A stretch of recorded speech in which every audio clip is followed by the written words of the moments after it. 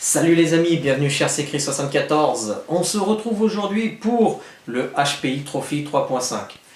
Dans cette vidéo, je vais vous montrer les dernières choses que j'ai faites dessus, les dernières modifications, et je vais vous parler du premier essai que j'ai fait avec ce véhicule. Oui, ça y est, le véhicule est roulant. Donc, déjà, on va commencer donc par la radio. Donc la radio, rien d'extraordinaire, comme je vous ai dit dans les précédentes vidéos, j'ai à peu près réussi le problème de réception que j'avais. J'ai fait un rebindage de la radio et du récepteur, pour le moment ça merde pas. Donc j'ai toujours la KT25+. Je devais mettre la Spectrum DX3, mais malheureusement dans le récepteur, en fait, au niveau du récepteur, c'est pas les cosses sont plus petites qui doivent rentrer dedans. Alors on m'a dit ouais tu peux couper, tu peux meuler l'Écosse et tout. J'ai dit ouais mais ça ferait boulot de pâtier. Et moi je veux pas parce qu'après le prochain qui va l'acheter, s'il veut changer le récepteur et puis s'il se fait chier à chaque fois à démonter l'Écosse, c'est non. Donc on a gardé la KT125, la KT25+, et pas la 125 parce que c'est une moto, la 125. Au niveau donc, ça c'était petite parenthèse. Au niveau carrosserie, donc comme vous avez pu le constater, elle est peinte à la couleur Flash Gordon, donc rouge et jaune, avec les autocollants HPI comme vous pouvez constater, ici et puis là, HPI Racing, HPI Trophy, et sur les côtés, je vais l'enlever de toute façon, bougez pas, et sur les côtés j'ai mis le petit logo HPI que j'avais en autocollant. Crac, voilà. Et pour ceux qui ont vu, oui, hop là, voici l'intérieur de la carrosserie. Elle est violette.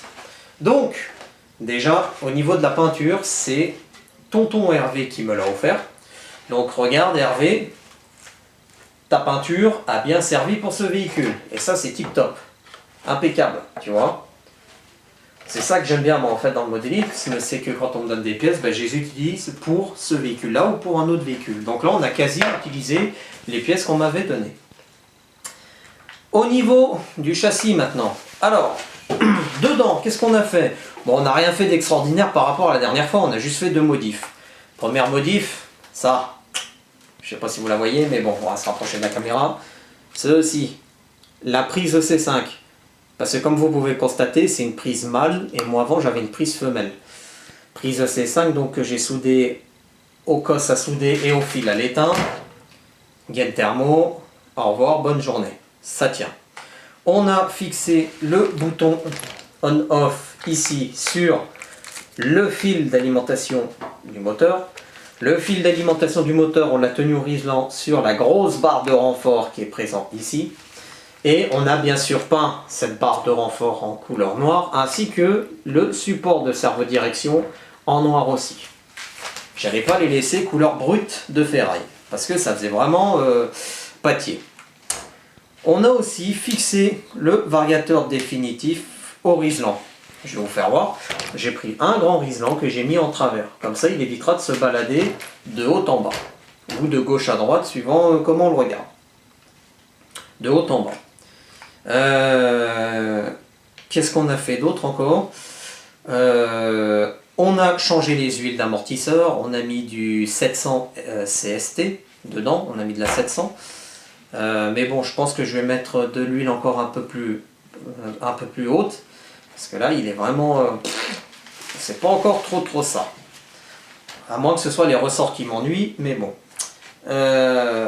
Enfin tac, et puis qu'est-ce que, et ben après voilà, voilà ce qu'on avait fait avant le premier essai. On a quasi fini. Donc maintenant on va parler de l'essai routier. Donc, bien évidemment, j'en ai profité avant que la pluie ne revienne pour aller rouler avec. Donc, j'ai roulé déjà sur du goudron, une petite route goudronnée, sympathique, à l'écart de la circulation.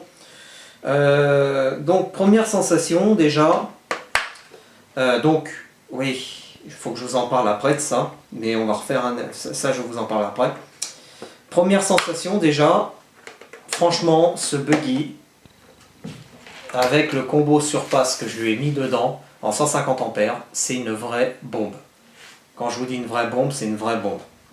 Il marche à merveille les amis. Franchement, je suis super content. Il a une bonne réaction, accélération, frein, marche arrière, impeccable. Il y a quelques fignolages à vérifier, comme tout buggy, bien évidemment, hein, on peut pas tout faire tout d'un coup, quoi. Il faut qu'on fasse un premier essai pour voir ce qu'il en est. Donc moi j'ai fait mon premier essai, j'ai vu quelques soucis. Premier souci que j'ai vu dessus, les amis, c'est le point 0 du cerveau de direction par rapport au trim, qui est là. Le bouton ST trim. Ouais, c'est ça, ST trim. Donc en fait, il faut que je redémonte le palonnier du cerveau, que je remette à 0 donc le cerveau de direction et que je renclique mon palonnier dedans. Ensuite, il faudra que je fasse un re-réglage de la géométrie. Parce que j'ai l'impression que la roue à gauche, elle est un petit peu plus ouverte qu'à droite. Ça, c'est vraiment pas méchant. Il faut que je règle aussi le débattement du palonnier, c'est-à-dire vous avez une tige filetée qui est fixée, enfin il y a une rotule qui est fixée sur le palonnier, il y a une tige filetée entre la rotule du sauve-cerveau et la rotule du palonnier. Donc du coup, il faut que je règle cette tige filetée pour que à gauche et à droite, ça braque pareil. J'ai l'impression que ça braque un peu plus à gauche qu'à droite encore. Enfin, l'avant-dernière chose qu'il faut que je modifie, c'est l'entre-dents. Parce que bon, ça fait du bruit comme tous les autres buggy, mais je trouve que pour moi, ça fait un petit peu trop de bruit. Et que ça fait des petites marques sur le pignon moteur. Donc ça, on va régler l'entre-dents encore une fois. On va l'espacer un tout petit peu. Pas beaucoup, mais un tout petit peu. Dernière chose par contre que je vais faire là-dessus, c'est les huiles de diff, devant et derrière. Parce que déjà derrière, elle part du cul assez vite quand on freine. Et puis j'ai l'impression qu'elle n'est pas trop réactive. Donc on va mettre les réglages du Obao Hyper VS2 que j'ai mis.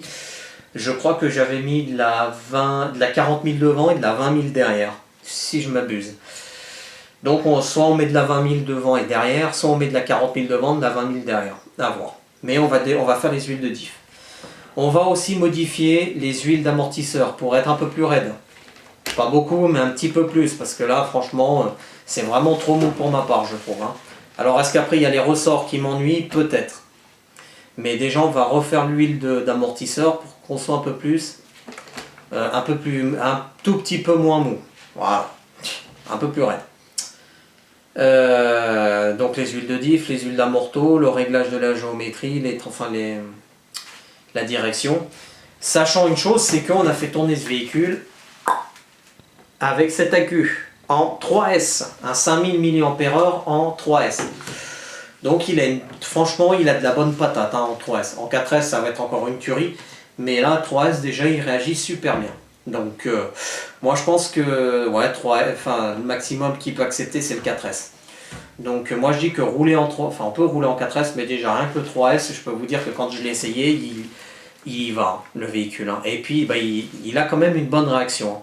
Malgré que la direction soit un petit peu décalée, bon, j'ai réussi à jouer avec le trim pour faire l'essai. Vous le verrez dans la prochaine vidéo d'essai. Il va super bien. Donc, il n'y a pas de souci à avoir. Donc, voilà les amis. Je vais de ce pas faire tout ce que j'ai dit. Les huiles de diff, huile d'amortisseur, régler la direction, etc. Et on ira refaire un essai prochainement avec.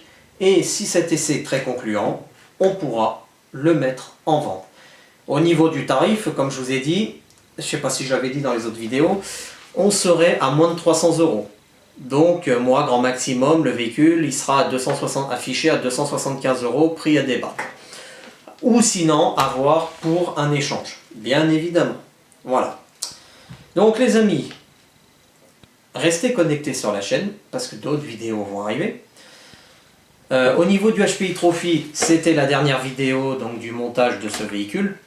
Donc moi j'ai pris un plaisir fou à mettre le moteur, faire le support, etc. Est-ce que je recommencerai pour un autre véhicule? Je ne sais pas. D'un côté oui, d'un autre côté non, parce que y a le côté oui qui me dit oui, parce que comme ça tu te montes toi-même ton véhicule, tu fais les essais tout, terminé, au revoir, bonne journée. Mais il y a d'un autre côté à moi qui me dit non, parce que ça te prend donc un peu d'argent, bien évidemment, et surtout du temps. Et puis, il faut le monter assez vite, parce que si tu as un client ou tu as un abonné qui le veut, je dis un client, mais s'il y a un abonné qui le veut, ou un abonné qui le veut, ou une autre personne qui le veut, il faut le faire assez vite. Tu peux pas traîner. Donc, kiff kiff bourricot. Voilà. Donc les amis, restez connectés sur la chaîne. On se retrouve prochainement pour une nouvelle vidéo. Et moi je vous dis à bientôt les amis. Salut!